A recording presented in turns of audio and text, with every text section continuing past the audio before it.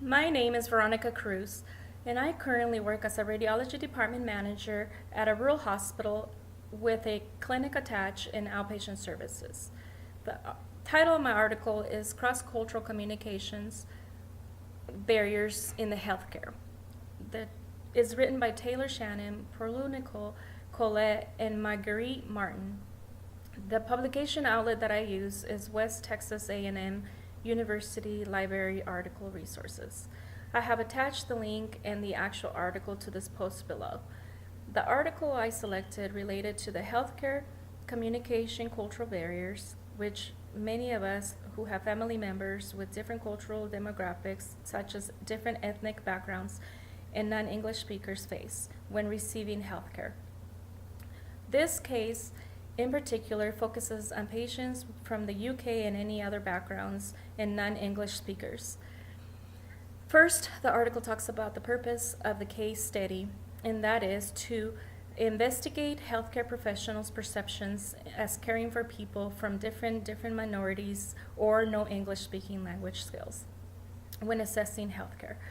Second, the method of semi-structural interview that was carried out with 34 healthcare professionals to identify their perception of caring for different cultural patients. Lastly, 5 main things were identified in relationship to barriers and assessment in the healthcare: language, low literacy, lack of understanding, attitude in healthcare beliefs, and retention of information. First, I found out that language and literacy barriers adversely affect clinical effectiveness in the medical decision-making, medical errors, patient understanding of access to services like medical coverages like insurance.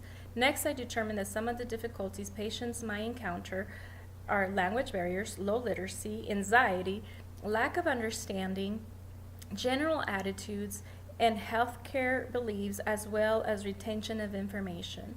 Lastly, I found out that patients' financial demographics can also be one of the cultural barriers. Case study shows that some of the healthcare providers are not being able to take care of patients to the fullest potential. Longer times with patients putting them behind on their daily schedule, as well as patients feeling frustrated with the healthcare provider for not being able to communicate to them all their concerns. There are 5 questions that I would like for you to discuss. One of them is, what procedures should healthcare facilities put in place to be able to accommodate patients with cultural barriers? Second, I have encountered people in my life that believe that everyone in the U.S. needs to learn English. What are your thoughts on this? And is the healthcare facility responsible to provide medical interpreters for patients? Why or why not? Third, what effects of these cultural barriers have in the healthcare facilities flow? Fourth, what is your perception of caring for people with ethnic minorities, particularly those with poor English or no English skills? Fifth, have you ever encountered or experienced yourself a lack of communications due to cultural barriers, and if so, have any of these situations led to discrimination by the healthcare provider or the healthcare facility?